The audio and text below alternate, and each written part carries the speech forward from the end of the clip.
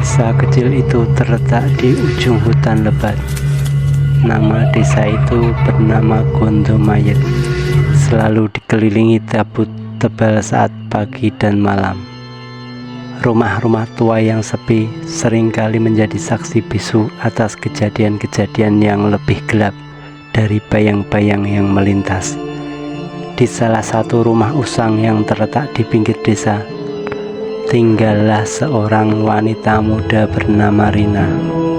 Rina adalah sosok cantik, meskipun wajahnya sering terlihat muram. Ia tumbuh dalam keluarga yang kurang bahagia, dibesarkan oleh seorang ayah yang keras dan tidak pernah menunjukkan kasih sayang.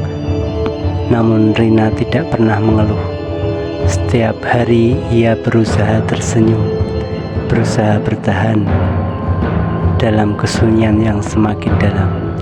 Pada suatu malam yang penuh awan gelap, sebuah peristiwa yang tak terkatakan terjadi di dalam rumah itu.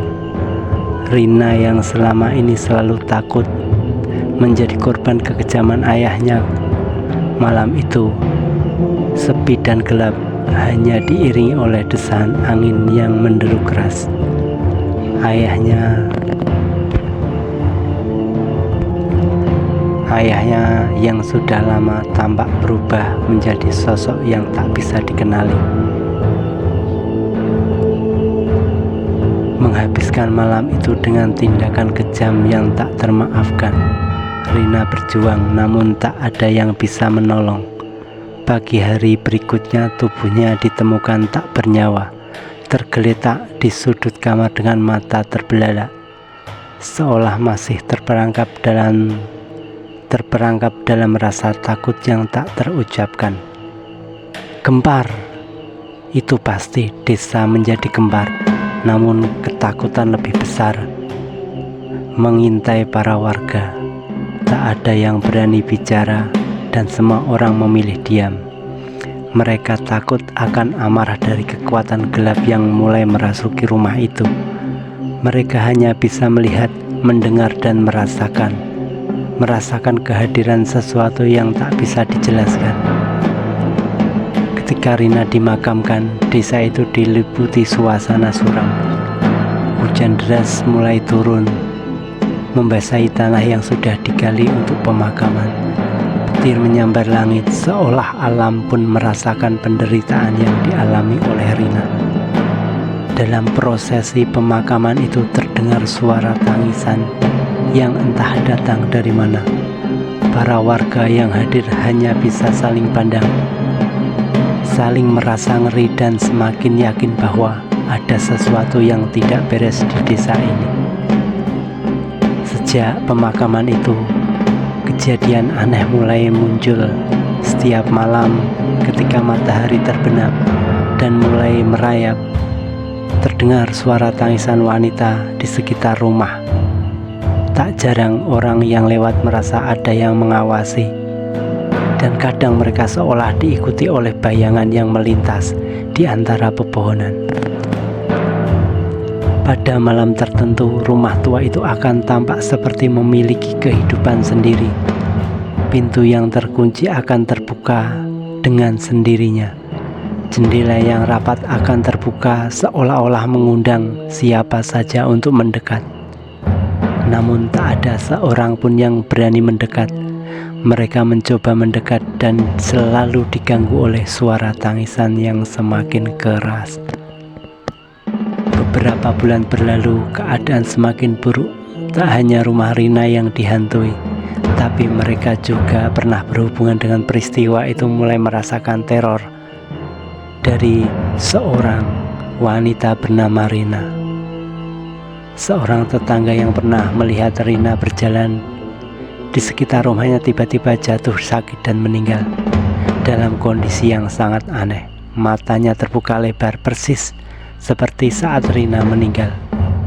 Tubuhnya terkulai seolah ditarik oleh sesuatu yang tak kasat mata. Para saksi yang lain hanya bisa menggerutu ketakutan dan merasa cemas karena mereka tahu sesuatu telah bangkit dari kubur. Dan itu adalah Rina, arwah yang ingin menuntut balas. Setiap malam dan setelah petang, tangisan itu semakin keras dan terdengar seperti jeritan yang penuh penderitaan. Terkadang beberapa orang yang lewat di rumah itu melihat orang bayangan. Dia berdiri di jendela menatap kosong keluar, seolah mencari seseorang untuk disalahkan. Tak ada yang tidur nyenyak, karena semua warga merasakan kecemasan. Desa yang dulu damai kini dipenuhi dengan ketakutan. Tak seorang pun yang berani berjalan melewati kuburan Rina atau rumah Rina setelah malam tiba. Mereka percaya bahwa siapapun yang melintas akan dihantui oleh arwahnya, diganggu, dan akan disakiti. Dipenuhi dengan rasa sakit dan penyesalan yang tak terungkapkan, arwah Rina mulai meneror para penduduk, sehingga semua penduduk mulai mencari cara untuk mengusir roh jahat yang terperangkap tersebut.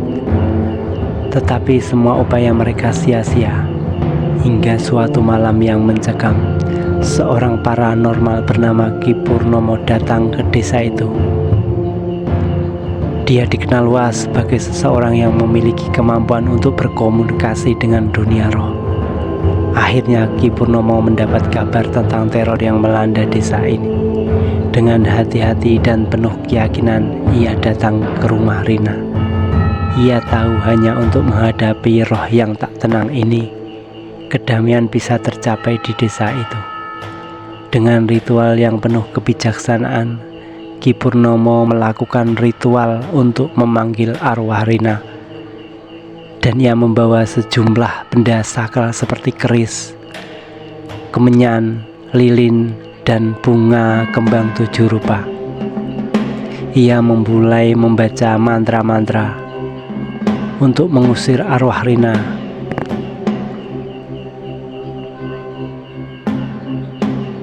Tiba-tiba terdengar suara tangisan,